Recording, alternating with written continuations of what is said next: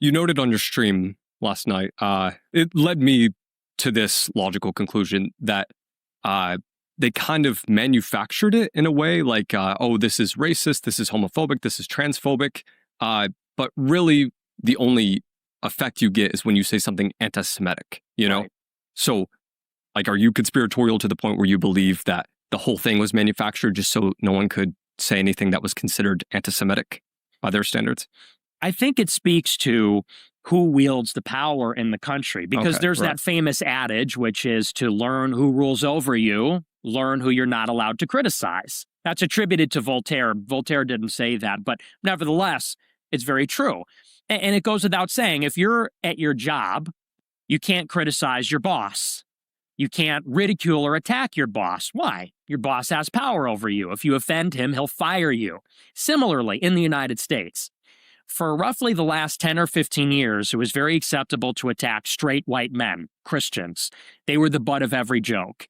You could make fun of Southerners. You could make fun of hillbillies with Southern accents. You could make fun of white people for not having a culture, not being able to dance, attribute all the evils of the world to white people, or Christians for that matter. You were not allowed to criticize racial and religious and ethnic minorities. You couldn't criticize blacks, Hispanics, Asians. Couldn't talk about mass migration. What has changed in the past year, though, is that it seems that some of the political correctness concerning the minorities has gone away. And in the past year, it seems now you're able to talk a little bit more openly about, let's say, black crime. People talk about black fatigue.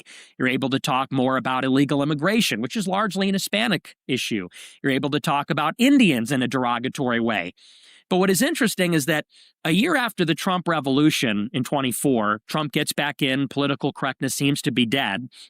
You look across the board, you can still criticize white people, and the left frequently does. Now you're able to criticize non-white people and the racial ethnic minorities. But the one group you're still not allowed to criticize is Jews.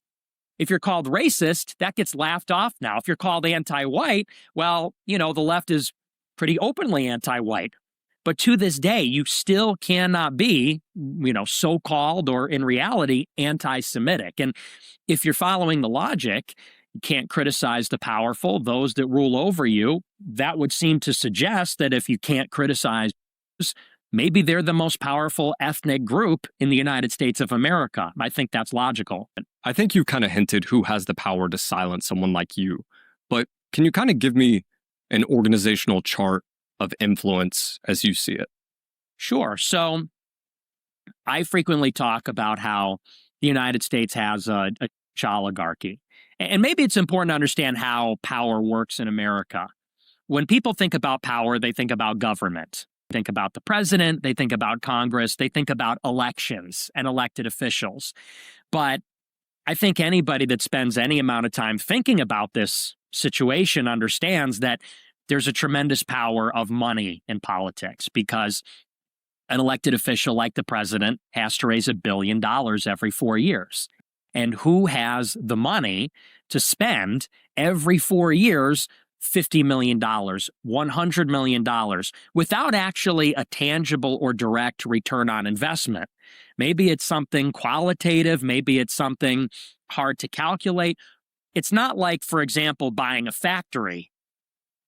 Investing $100 million to buy influence is less tangible. Well, the answer is simple. It's billionaires. Billionaires have hundreds of millions of dollars to spend every 4 years. And you can go on Open Secrets and you can look at the top 10 individual contributors per cycle, and it's fairly consistent. It's people like Miriam Adelson.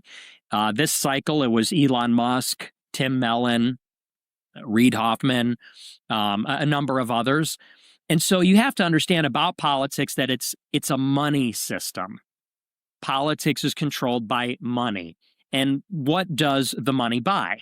Well, it buys favorable regulatory oversight. It buys favorable treatment in a particular jurisdiction, in a particular state, or from the federal government. And so to create an organizational flowchart, I would say something like this. You've got Congress and the presidency. They actually have to answer to their billionaire donors. Where do billionaires come from? Billionaires come from industries like Silicon Valley, Wall Street. Where do those people come from? Somebody at Silicon Valley comes from Stanford University. Where are all the big Silicon Valley founders and entrepreneurs from? They all come from Stanford University, which is the premier college that's in that area. And so you understand that it's a intelligentsia, academic, money, and political system. And once you understand that we have a system that isn't primarily about elections, then you maybe begin to understand how influence is actually exercised in the country. And I would say that for the most part, people's understanding of politics is basically correct. I think what they get wrong is they don't see how particular groups or special interests will try to control the bottlenecks or particular choke points in the system. So, for example, a lot of people talk about AIPAC, American Israel Public Affairs Committee. And they like to say, well, when you look at the biggest contributors, the biggest lobbies in politics, AIPAC doesn't tend to show up. Well, why is that? It's how AIPAC operates. AIPAC doesn't actually do a lot of direct giving to a particular politician. But what they do is they manage a number of different billionaires or high-level millionaires and their political giving. So they'll find the candidate they like, and if that person pledges allegiance to Israel, they'll pick up the phone and they'll call their group of donors, and all those donors will give as individuals. This way it doesn't show up on the paperwork. This is one of the ways it's concealed and obfuscated. Moreover, in the last cycle in 2024, AIPAC marshaled $100 million to spend. Now, in the grand scheme of things, that's not a ton of money, actually, because billions of dollars are spent across all the different elections, presidential election, congressional elections. But what did AIPAC do specifically? They singled out every congressman that voted against foreign aid to Israel last April, some progressives and one Republican, Thomas Massie. They funneled $100 million, a lot of that money, into those particular races. They funded primary candidates that would take the nomination from the incumbents. And so, for example, in Massachusetts and other states, you had progressive Democrats that took the nomination from an incumbent Democrat congressman. And what they do by focusing on, let's say, a handful of races, singling out, isolating the 3 or 4 congressmen and women that voted against, they make those people lose the election. What they do is create a chilling effect. They don't have to spend millions of dollars in every race. If they spend it in 3, everybody else gets the message.